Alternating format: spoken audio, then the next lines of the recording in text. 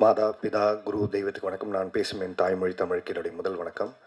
ஆம், சீக்கிரம் பேசி முடிச்சிடுறேன். அவங்ககிட்ட இதை வீணாக்க விரும்பல. நேராக மேட்ருக்கு வந்துடுறேன்.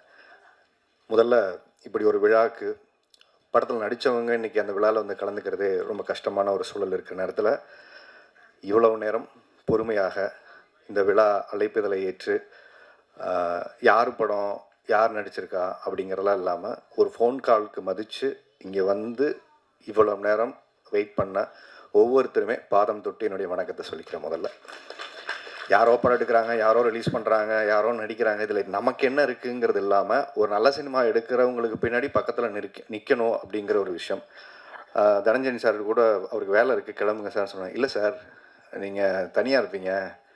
ஏன்னா எப்போவுமே இந்த கல்யாணத்தப்போ கூட ஒரு மாப்பிள்ளை தோழன் இருப்பாங்க. இதில் 1000 பிரச்சனை இருந்தாலும் அந்த கட்சியை எடுத்து கொடுத்துட்டு மனசு ஆறுதல் படுத்திட்டு, "ஏய் நான் இருக்கேன்டா, அமைதியாரு, கல்யாணம்லாம் அப்படி தான் பதட்டமாக இருக்கும், சரியாக போயிடும்" அப்படிங்கிற மாதிரி இந்த ரிலீஸுக்கான ஒரு பதட்டமும் சூழல் இருக்கும்போது ஒரு ஆறுதலாக, இல்லைல்ல சேரன் சார் எல்லோரும் போனால் கூட நான் இருக்கேன், நீங்கள் பேசுகிற வரைக்கும் நான் இருக்கேன்னு சொன்ன உங்களுக்கு என்னுடைய பெரிய நன்றி சொல்லிக்கிறேன் சார். அதுக்கப்புறம் இங்கே வந்த ஒவ்வொருத்தருமே, பரத்தாக இருக்கட்டும், ரொம்ப ஷார்ட் நோட்டீஸில் பிளான் பண்ணி இதுக்கு ப்ராப்பராக யார் ரிலீஸ் பண்ணணும், யார் வாங்கிக்கிறது, இதெல்லாம் ஒரு பிரச்சனை இருக்குது இன்றைக்கி.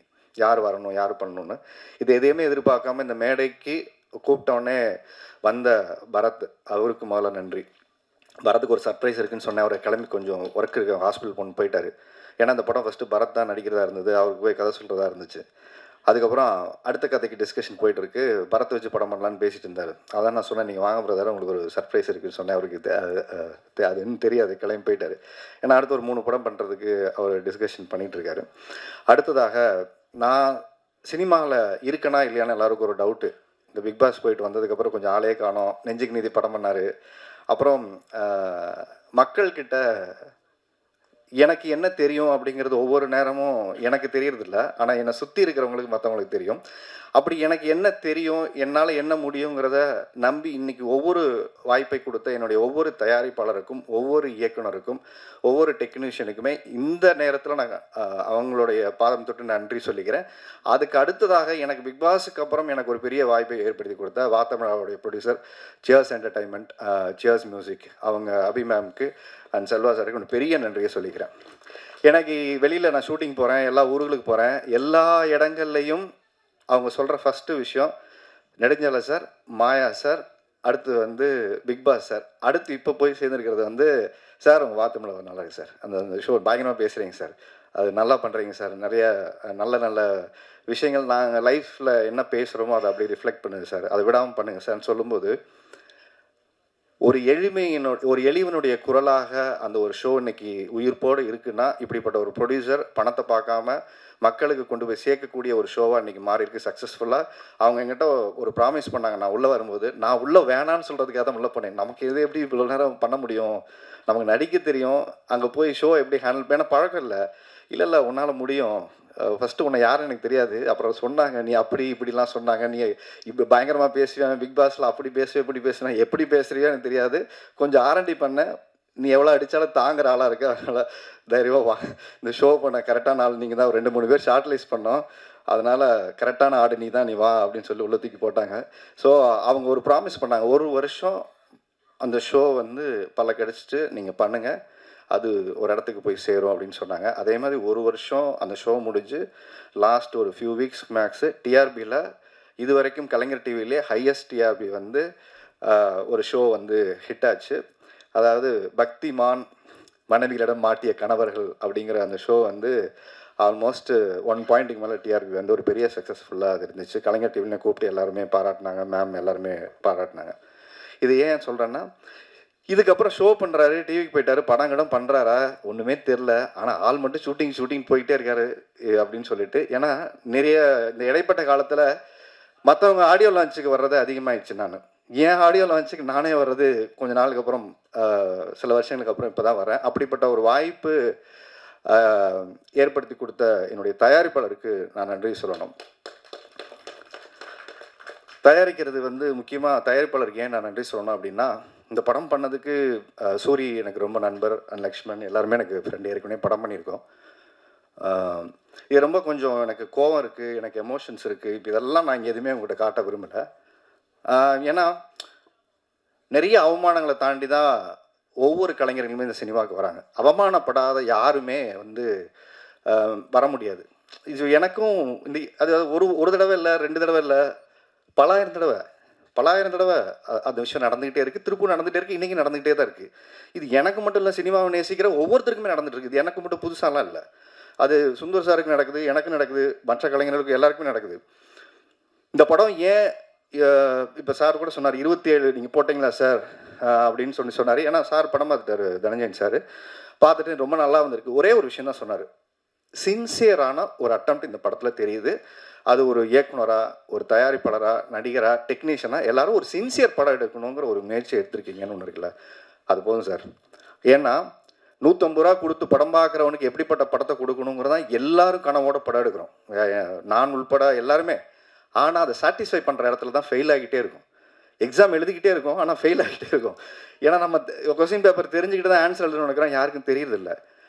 ஏன்னா அவரை நோக்கி வைக்கப்பட்ட ஒரு கேள்வி. புது ப்ரொடியூசர் ஃபஸ்ட் டைம் ஒரு படம் ஆரம்பித்தார், அந்த படம் பாதியில் நின்று போச்சு. அதுக்கப்புறமும் சினிமா அந்த குடும்பம் நம்பி அவரை சினிமாவுக்கு இங்கே அமுச்சு வச்சிருக்கு. என்கிட்ட சௌரியா வந்து சொன்னார், சார் உங்களுக்கு ஒரு 20-25 நாள் டேட் இருக்கும், நீங்கள் வர்றீங்க, நல்லபடியாக நடித்து கொடுக்குறீங்க, கிளம்பிடுறீங்க.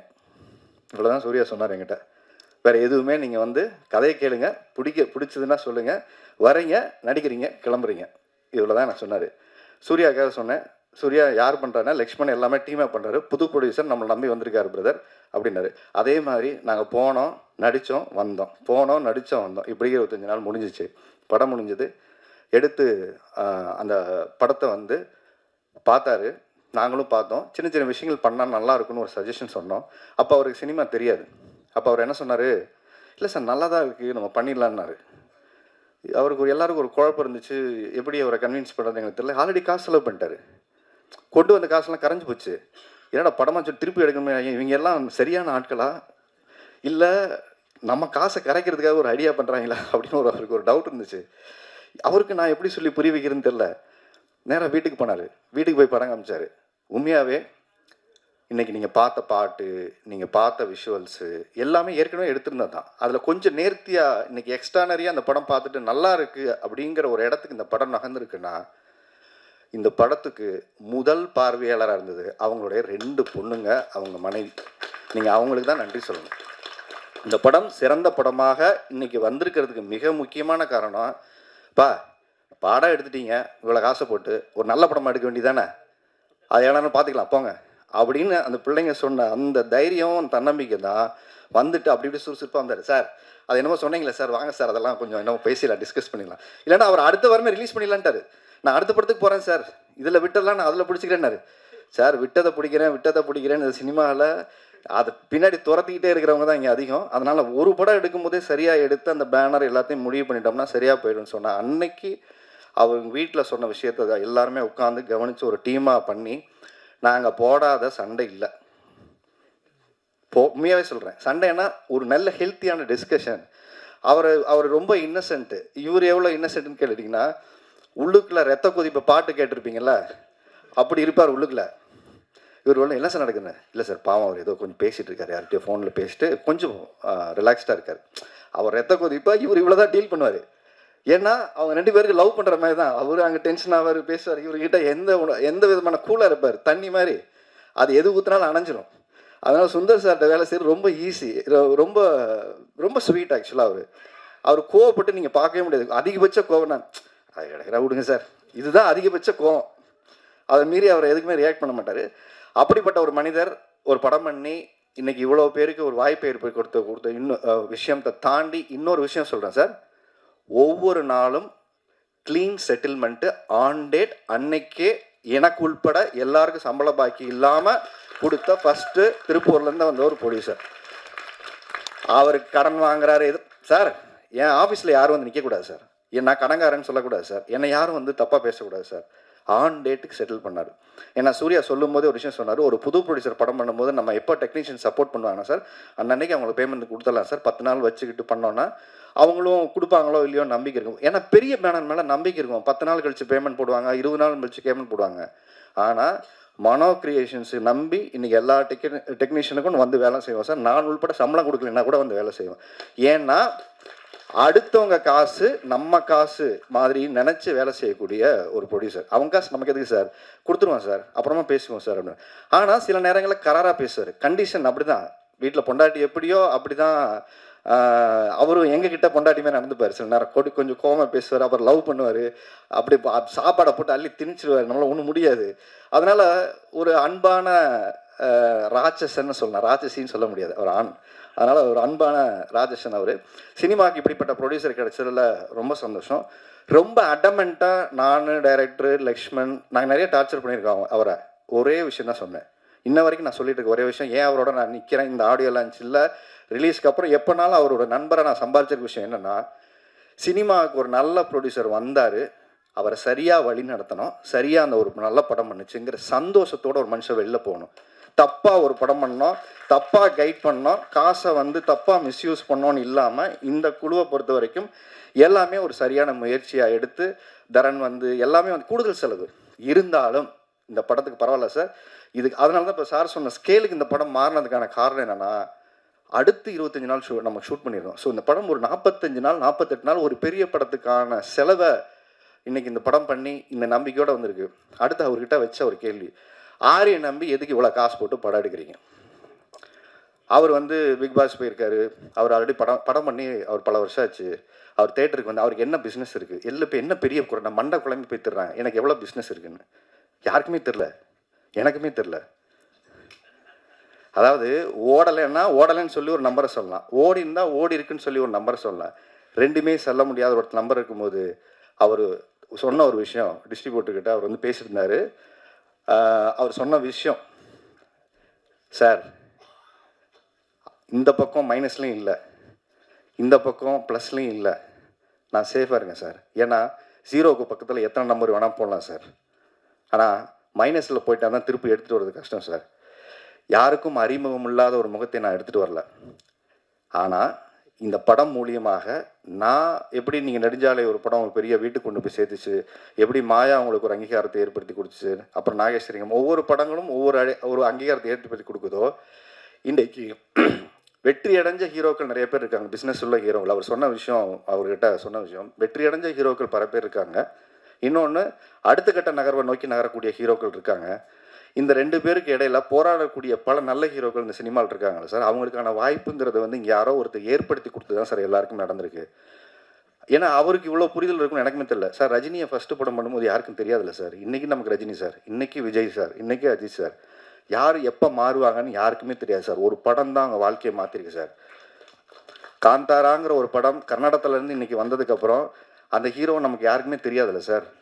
ஃபஸ்ட்டு படம் பண்ணும்போது தெரியாது. எந்த நம்பிக்கையில் அவங்களுக்கு 30 கோடி போட்டு காசு எடுத்தாங்க, அந்த நம்பிக்கை ஏன் சார் நமக்கு இருக்க மாட்டேங்குது அப்படிங்கிற அந்த கேள்வியை அதே லவ் டுடே படமாக இருக்கட்டும், இவர் சொன்ன உதாரணம் சொன்னது. அப்போது யாரையோ நம்பி யாரையோ காசு போட்டால் தான் சார் இந்த படம் ஜெயிக்க முடியும். அப்படி யாரையோ நம்பி போடுறதுக்கு நான் உங்களை நம்பி காசு போட்டேன் சார், கட்டாயம் இந்த படம் எனக்கு கரை சேர்க்கும் சார். அதனால் நான் கவலைப்படலை சார். அதுக்கப்புறம் இந்த படத்தை கொண்டு போய் சேர்க்குற ரிலீஸில் இருக்கக்கூடிய சிரமங்கள், அவர் எஃப்எம்எஸ் பிஸ்னஸ் இதெல்லாம் பேசும்போது நிறைய சிக்கல்களை தாண்டி எனக்கு தெரிஞ்சு வடிவேல் சொல்கிற டைலாக் மாதிரி எவ்வளோ அடித்தாலும் தாங்கக்கூடிய ஒரு ப்ரொடியூசராக மாறிட்டார். குனிகிறாரு, அடி இந்த பக்கம் அடிங்கடா, அந்த பக்கம் அடிங்கடா, இப்படி கேட்குறீங்களா அப்படின்னு ஆள் லேட்டாரு. ஸோ ஏன்னா அவருக்கு இங்கே தெரியல, முன்னாடி சொல்லும்போது அதுக்கு அவருக்கு ஃபஸ்ட்டு எல்லாம் ஃப்ரெஷ்ஷாக இருந்துச்சு சார். இங்கே ஃப்ரெஷ் ஒரு இடத்துல பிஸ்னஸ் பேசும்போது கரெக்டாக ஒரு கைட்லைனை போகலைன்னா சுற்றிடும் சார் அப்படிங்கும்போது, இப்போ அவரை நிறைய பேர் சுற்றல விட்றாங்க. இப்போ கொஞ்சம் ட்ரெயின் ஆகிட்டு அவரை எல்லாத்தையும் சுற்றல விட்றாரு. இவ்வளோ தானே படம், வாங்க வாங்க வாங்க பார்த்துக்கலாம் அப்படின்ட்டு. அதனால் 27 ஃபிக்ஸ் பண்ணிவிட்டு கூட அதான் சொன்னார், இல்லை சார் ஃபிக்ஸ் பண்ணிட்டு அடுத்து 2 மாதம் நமக்கு லீவு இல்லை சார், எக்ஸாம் வருது, நிறைய பணம் போட்டிருக்கு சார், பண்ணிட்டோம், ஜனநாயகம் தள்ளி போயிடுச்சு சார், இந்த கேப்பை ஃபில் பண்ணுறோமோ இல்லையா சார், நாம் தேட்டரை ஃபில் பண்ணுவோம் சார்னு சொன்னார். கேப்பை ஃபில் பண்ணுறதுக்கு நிறைய படம் வரலாம் சார், தேட்டரை ஃபில் பண்ணக்கூடிய ஒரு நல்ல படம் கொடுத்துருவோம் சார் அப்படிங்கிற ஒரு நல்ல முயற்சியோடு இந்த படம் எடுக்கப்பட்டிருக்கு. எனக்கு ஆதங்கம் கோபம் இதெல்லாம் சொன்னதுக்கு பின்னாடி என்ன விஷயம்னா, எங்கோ ஒருத்தர் யாரோ ஒருத்தருக்கு வாய்ப்பு கொடுத்தா மட்டும்தான் எல்லாருமே அடுத்த கட்டத்துக்கு நகருவாங்க. இல்லைன்னா இந்த வாய்ப்பு கொடுக்கக்கூடிய ஒவ்வொரு தயாரிப்பாளருக்கும் நம்ம நன்றி உள்ள இதாக இருக்கணும். எனக்கு வாய்ப்பு கொடுத்த என்னோடய தயாரிப்பாளருக்கு நான் நன்றி உள்ள ஆளாக இருக்கணும்னு நினைக்கிறேன். ஏன்னா நான் உதவி இந்த படம் பண்ணோம், ஜெயிக்கணும், அவ்வளோதான். ஏன்னா நான் 5 கோடி ரூபா போட்டு நீங்கள் படத்தை பண்ணுறவருக்கு நான் கொடுத்த இந்த சின்ன காசு ஒன்றும் பெரிய காசு கிடையாது.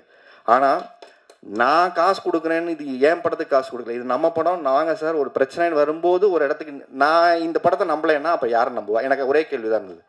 நானே இந்த படத்தை நம்பலை அப்படின்னா நானே போக. அப்போ இந்த சுயநலமாக ஒரு இடத்துல இருக்கும்போது என் சம்பளம் எனக்கு கொடுத்துருங்க சார், நான் வாங்கிட்டு போகிறேன்னு இல்லாமல் நாம் எல்லாம் ஒரு இடத்துல நின்று இந்த படம் பண்ணுங்கிற முடிவோடு வந்திருக்கோம்.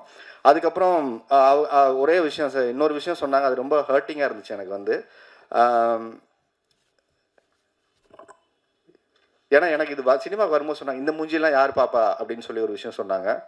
அதுக்கப்புறம் இந்த மூஞ்சியை நம்ம ஒரு இடத்துக்கு போராடி வர வேண்டியது இது எல்லாருக்கும் நடக்க வச்சு. ஆனால் இப்போ சொன்ன விஷயம் சார், அவர் பிக் பாஸ்க்கு வந்தார், 16 கோடி ஓட்டு போட்டாங்க, அவருக்கு எந்த மக்கள் வந்து தேட்டருக்கு ஓப்பனிங் வரும் எப்படி பார்ப்பாங்க அப்படிங்கிற ஒரு கேள்வி எல்லாரும் கேட்குறாங்க சார் அப்படின்னு ஒரு விஷயம் சொன்னாங்க. நான் அவங்களுக்கெல்லாம் ஒரே பதில் தான் இப்போ நான் சொல்ல வேண்டிய விஷயமா நான் பதில் சொல்கிறேன். நான் பிக் பாஸ்க்குள்ளே போகும்போது எனக்கு இத்தனை பேர் ஓட்டு போடுவாங்க, எனக்கு இவ்வளோ பேர் சப்போர்ட் பண்ணுவாங்க, எனக்கு இவ்வளோ பெரிய ஆதரவு இருக்கும், எதுவுமே எனக்கு தெரியாது. எதுவுமே எனக்கு தெரியாது. நான் சினிமாவுக்கு வந்த காலத்திலேருந்து என் பாக்கெட்டில் எவ்வளோ இருக்கோ 10 ரூபா இருக்குன்னா என் குடும்பத்துக்கான தேவைக்கு போக 1 ரூபாயோ 4 நாளோ செலவு பண்ண அந்த மக்களுக்கும் இந்த சமுதாயத்துக்கும் செலவு பண்ணுங்கிற என்னோட எண்ணங்கள் அன்னையிலேருந்து இன்னைக்கு வரைக்கும் மாறல. கோடிக்கணக்கில் சம்பாரிச்சதுக்கப்புறம் இந்த சமூகத்துக்கு செய்வோம்னு நினைக்கல. அன்னைக்கு காசு இல்லாத போதும் போராட்டத்தில் போய் உட்கார்ந்தோம், சமூகத்துக்கு வேலையை செஞ்சோம். அப்போது இன்னைக்கு நம்ம உள்ளே போகும்போது எனக்கு அன்னைக்கு நான் என்னுடைய வேலையை நான் செய்கிறேன், அது சரியாக இருந்தால் எனக்கு சப்போர்ட் பண்ணுங்கள், இல்லையா எதை சரி பண்ணிக்கலாம்னு சொல்லுங்கள், திருத்திக்கணும். அவ்வளோதான் எல்லாருக்கும் வாய்ப்பு. அதனால எல்லாருமே பிறக்கும் போது இங்கே யாரும் ஸ்டாராக வந்தெல்லாம் பிறக்கிறது இல்லை. இங்கே stars R mat, not born. இதை முதல்ல நம்ம எல்லாரும் புரிஞ்சுக்கணும். நாளைக்கு நீங்களும் ஸ்டார் தான், அவரும் ஸ்டார் தான், அவரும் ஸ்டார் தான். நாளைக்கு நான் அடுத்த படம் பண்ணுறேன், எனக்கு மாரி சார் உட்காந்துருக்காரு, என்னுடைய கேமராமேன் உட்காந்துருக்காரு, மியூசிக் டைரக்டர் ஹமரா உட்காந்துருக்காரு, பாண்டியன் உட்காந்துருக்காங்க. தேர் நெக்ஸ்ட் ஸ்டார்ஸ், அடுத்த ஜென்ரேஷனுக்கான ஸ்டார்ஸ் தான் அவங்க எல்லாருமே. அப்போ எங்கோ ஒரு இடத்துல யாரோ நம்பிக்கையாக கொடுக்குற வாய்ப்பு தான் ஒரு மனிதனை இங்கே மாற்றுது. அப்போது அவங்க எல்லாருக்கும் இந்த படமாக மூலியமாக நான் சொல்லுகிற ஒரே வாய்ப்பு, என்னை நோக்கி எரிந்த கற்களை எல்லாம் ஒரு பூக்கற்களாக தான் நான் பார்க்குறேன். ஏன்னா நான் ஒரு நல்ல படம் கொடுக்கணுங்கிற பொறுப்புணர்ச்சி அதை கொடுக்குதே தவிர இந்த கோவமே கிடையாது. நல்ல படம் கொடுத்து எடுத்துகிட்டு வரேன், வாங்க போராடுவோம், மக்களை நோக்கி ஒரு படத்தை கொடுக்கறதுக்கான என்ன முயற்சியோ அதை பண்ணியிருக்கோம். அதில் ஏதாவது குறை இருந்தால் சொல்லுங்கள், அடுத்த படம் திருத்திக்கிறோம், இவ்வளோதான். இந்த படத்தோட முயற்சியும் அப்படி தான். ஒரு நல்ல படமாக எடுத்தாச்சு, எங்கள் அறிவுக்கு உட்பட்ட ஒரு நல்ல படத்தை எடுத்திருக்கோம், ஒரு தரமான ஒரு படத்தை எடுத்திருக்கோம். மியூசிக் டைரக்டர் அவருடைய உழைப்பை போட்டிருக்காரு, டைரக்டர் போட்டிருக்காரு, கேமராமேன் போட்டிருக்காரு, ஃபைட் மாஸ்டர் போட்டிருக்காரு. இந்த படத்தில் என்றைக்கும் நான் செத்துருப்பேன் ஆக்சுவலாக. அது ஆக்சுவலாக ஒரு day and night 38 hours shoot பண்ணோம். காலையில் 6 மணிக்கு மொதல் நாள் ஆரம்பித்து அப்படியே ஃபுல்லாக ஷூட் பண்ணி அப்படியே காலையில் 7-8 மணிக்கு போய் அந்த மொட்டை மாடியில், அந்த மாடியில் வந்து ஒரு ஷாட் இருக்கும் மேலே ஏறி. எனக்கு அதான் ஃபுல் நேரம் தூக்கம் இல்லை. மேலே போய் நின்றுருக்கோம், போதும்னு சொன்னாங்க. இவங்க வேணாம் சார், வாங்க சார் போதும்னாங்க. ஒரு ட்ரான் ஷாட் மேலேருந்து எடுக்கணும்னு சொல்லிட்டு மேலே போய் உட்காந்துக்கிட்டு அந்த இடத்துலையே ட்ரெஸ் மாற்றிட்டு மேலே 7 மணிக்கு நல்லா பார்த்துங்க, அங்கேயே படுத்துக்கிட்டு அங்கேயே மேலே போடுங்க சார், கீழே போனால் லைட் ஆகிடும், ஏன்னா அடுத்து கால் ஷீட் வந்துடும் சொல்லிட்டு அங்கே மாற்றிட்டு அந்த உச்சியில் போய் நிற்கிற ஒரு ஷாட்டு அந்த மேலே. அந்த இதில் எனக்கு தேசிய லெக்மெண்டார் ஆச்சு. மேலே நின்றுட்டு இருக்கேன், காற்று அடிக்குது, ஒரு செகண்ட் அசைஞ்சிட்டேன். அங்கேருந்து அன்றைக்கே கீழே விழுந்துருப்பேன். அன்றைக்கி தான் ரியலைஸ் பண்ணேன், சினிமா பேஷனாக லவ் பண்ணால் நான் இவ்வளோ வெறித்தனமாக பண்ணக்கூடாது, நம்ம நம்பி குடும்பம் இருக்குதுன்னு ஒரு பயத்தை கிரியேட் பண்ண இடம் எனக்கு அந்த இடம். இல்லை அது ஒரு ஷாட் எடுத்துடலாம் சார், வாங்க சார், ஏன்னா இவர் ஃபீல் பண்ணிட்டார், மேலே போகலாம் சார், லேட் ஆச்சு, நாளைக்கு எடுத்துக்கலாம். நாங்கள் ஏன் இதை சொல்கிறேன்னா, சினிமாவை பேஷனோடு வேலை செய்யக்கூடிய எத்தனையோ பேர் இங்கே இருக்காங்க. அவங்களுக்கான வாய்ப்பை ஒரு இடத்த கொடுக்கக்கூடிய இயக்குனரும் அதுக்கான ப்ரொடியூசரும் கிடைக்கும் போது சரியாக பயன்படுத்திக்கிற ஒரு வாய்ப்பாக தான் இதை நான் பார்க்குறேன். இப்போ நான் அந்த கோபம் ஆதங்கள்லாம் சொன்ன விஷயத்துக்கு நான் பதில் சொல்கிறேன் என்னென்னா, சார் எனக்கு ஓட்டு போடும்போது இவ்வளோ பேர் 16 கோடி பேர் ஓட்டு போட்டாங்க சார். யார் ஓட்டு போடுவாங்கன்னு எனக்கு தெரியாது சார். யார் வந்து எனக்கு ஜெயிக்க வைப்பாங்க தெரியாது. எனக்கு அவங்க கப்பை குத்தி கொடுப்பாங்கன்னு எனக்கு வரல. இன்ன வரைக்கும் இந்த 9வது சீசன் போச்சு, இன்ன வரைக்கும் ஒவ்வொருத்தரும் வந்துக்கிட்டே இருக்காங்க. எல்லாருக்கும் என்னுடைய பாராட்டுக்கள், எல்லாருக்கும் வாழ்த்துக்கள். ஆனால் ஒரு இடத்துல நான் என்னவா இருந்தேங்கிறதுக்கு தான் எனக்கு ஓட்டு போட்டாங்க. இந்த படம் என்னவா இருக்குன்னு பார்த்தா அதுக்கு நீங்கள் ஓட்டு போடுங்க. ஆனால் முன்னாடியே ஜட்ஜ் பண்ணாதீங்க, இது நல்லா இருக்குது, இது நல்லா இல்லை, இவன் ஏன் வரணும், அவன் ஏன் வரணும்னு ஏன் கேட்குறீங்க?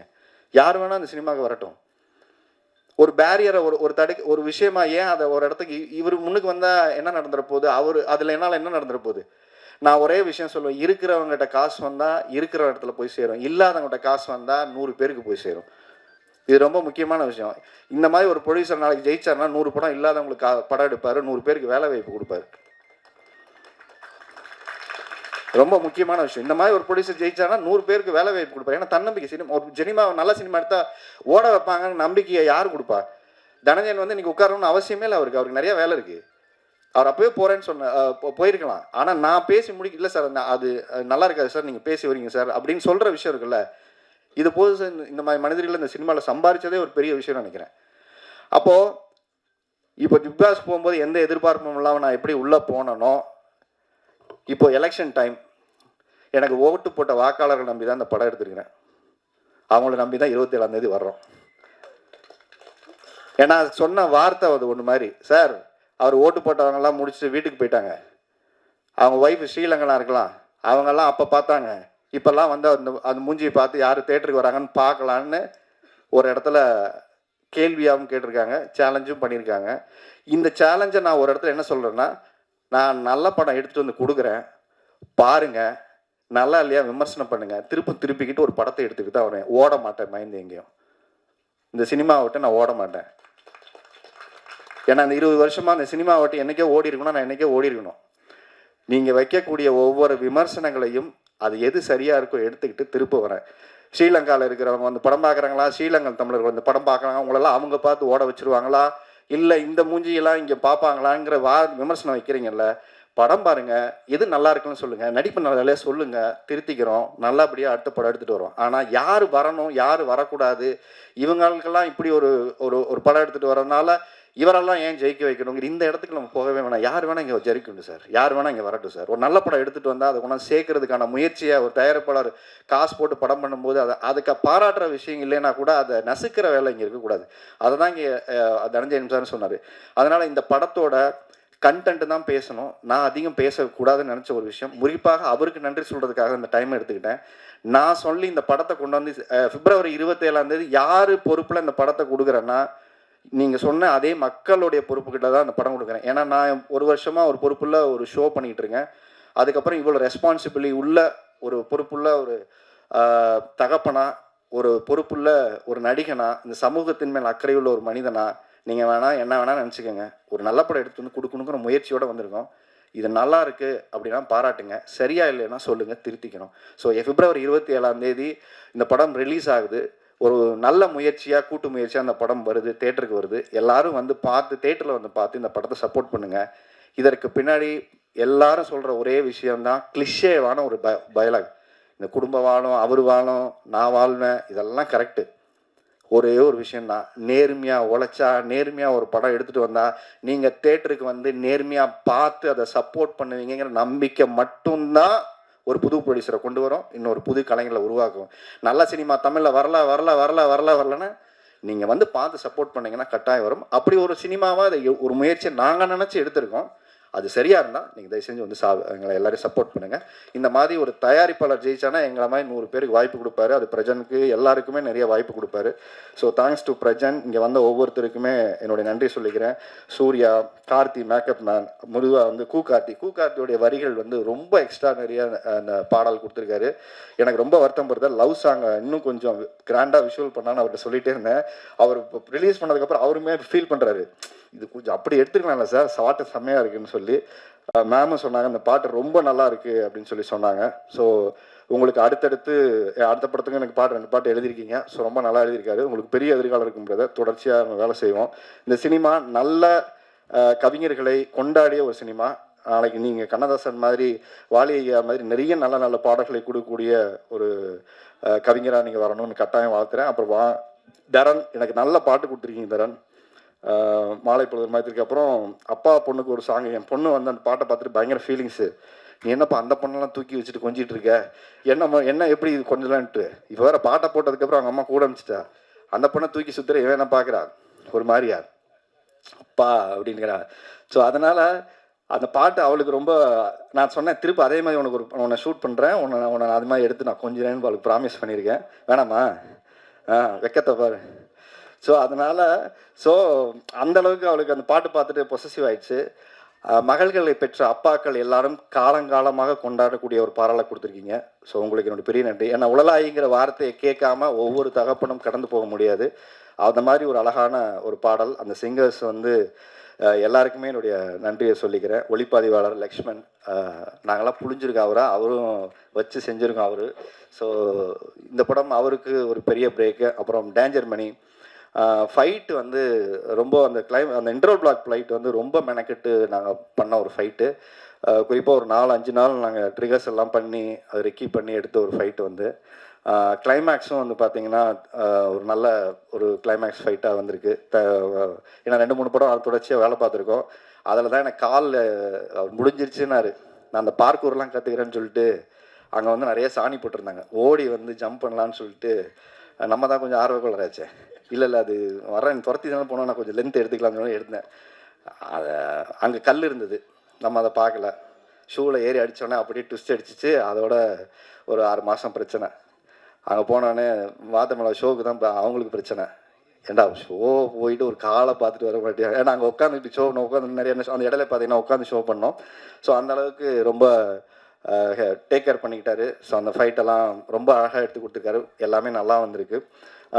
அதுக்கப்புறம் கார்த்தி வந்து இந்த படத்தில் இதுக்கப்புறம் நிறைய படம் உங்களுக்கு கூப்பிடுவாங்க. கார்த்தி ரெடியாக இருந்துக்கேன், உங்கள் டேட்ஸ் ஃப்ரீயாக வச்சுக்கோங்க. நடிப்பை நான் வந்து நிறைய கற்றுக்குங்க. ஏன்னா நிறைய பேருக்கு உதவி செய்கிற மனிதர்கள் வளர்ந்தால் தான் நிறைய பேருக்கு நம்ம சம்பாதிச்சா நிறைய பேர் செய்ய முடியும். அதனால் அது ரொம்ப முக்கியமான விஷயம். நான் சீரியஸாக சொல்கிறேன், உங்கள் முகத்துக்கும் உங்கள் நடிப்புக்கும் ஒரு ஃபீல் இருக்குது. ஒவ்வொருத்தருக்கிட்ட ஒன்று இருக்கும்ல, உங்ககிட்ட ஒரு நல்ல விஷயம் ஒன்று இருக்குது ஸ்க்ரீன் ப்ரெசன்ஸில். அதனால் அது நல்லபடியாக இந்த போராடி உங்ககிட்ட வாங்கிட்டார் எல்லாத்தையும். அடுத்த படத்துக்கு அந்த போராட்டத்தை குறைச்சிட்டு நீங்களாகவே இயல்பாக நடிக்கிற இப்போ தயாராகிட்டிங்கன்னா ஒரு சீசன் நடிகர் ஆகிடுவீங்க. ஸோ எல்லாருக்குமே என்னோட நன்றி. அதுக்கப்புறம் நம்ம யூடியூபர் பாய்ஸ், இந்த படத்தில் யூடியூபர் பாய்ஸ் கேங் இருக்குது. ஸோ எல்லாருமே இன்ஃப்ளூயன்சஸ்ஸு.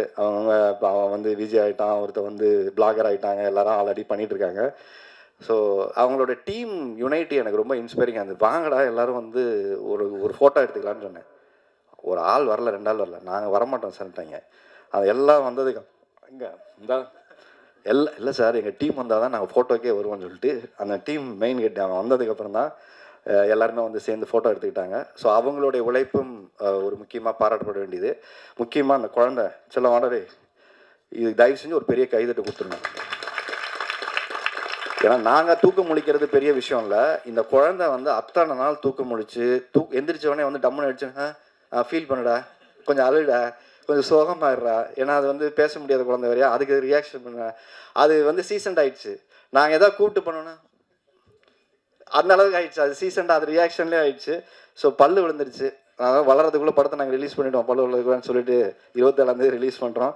ரொம்ப நன்றி, நல்லா பண்ணியிருக்கேன். அவங்க பேரண்ட்ஸுக்கும் என்னோட பெரிய நன்றி. எந்த வித இடைஞ்சல் கொடுக்காம, எந்த வித டார்ச்சரும் வழக்கமான ஹீரோயின் நம்மாக்கள் டார்ச்சர் மாதிரிலாம் எதுவும் இல்லாமல் நல்லபடியாக கூட இருந்து நல்லபடியாக முடிங்க சார்னு சொல்லிட்டு அவங்க ரொம்ப அழகாக பண்ணாங்க. தேங்க்ஸ் சொல்லும். ஓகே. ஸோ எல்லோரும் வந்து இருந்து இந்த படத்துக்கு இவ்வளோ நேரம் பொறுமையாக இருந்ததுக்கு நன்றி. பத்திரிகையாளர்களுக்கும் ஊடக நண்பர்களுக்கும் நான் சொல்லுகிற ஒரே ஒரு கோரிக்கை இதுதான். நீங்கள் ரொம்ப வருஷமாக என்னை பார்த்துட்ருக்கீங்க, ரொம்ப வருஷமாக எனக்கு சப்போர்ட் பண்ணியிருக்கீங்க, ரொம்ப வருஷமாக நல்லது கெட்டது எல்லாத்தையும் ஒன்று சொல்லியிருக்கீங்க. இது என்னுடைய பட விழாவாக இல்லாமல் இது நம்முடைய பட விழாவாக, உங்கள் குடும்ப விழாவாக இது இருக்குங்கிறத நான் நம்புகிறேன். ஏன்னா நான் நிறைய விழாக்களுக்கு வந்து பேசிட்டு போயிருக்கேன். என்னுடைய விழாவில் நான் பேசுகிற நேரமாக இதில் இருப்பதில் நான் வைக்கக்கூடிய உங்கள் கோரிக்கை, இந்த படம் நல்லா இருந்தால் சப்போர்ட் பண்ணுங்கள். அவ்வளோதான். நான் ஒரே சொல்லுவேன், இந்த படம் நல்லா இருந்தால் நீங்கள் தயவு செஞ்சு கொண்டு போய் சேருங்க. ஏன்னா உங்களுடைய ஒவ்வொரு ட்விட்டும் ஒவ்வொரு செய்தியும் தான் இப்படிப்பட்ட தயாரிப்பாளரை கொண்டாடும். ஏன்னா இதுக்கு பெரிய கூட்டு வந்து இங்கே நாங்கள் பிரம்மாண்டமாக பண்ண முடியாது. அவர் பிரம்மாண்டமாக படத்தை செலவு பண்ணிட்டாரு. ப்ரமோஷனுக்கும் எங்களால் என்ன சக்திக்கு உட்பட்டதோ அவர் பெஸ்ட்டாக செய்ய முயற்சி பண்ணுறாரு.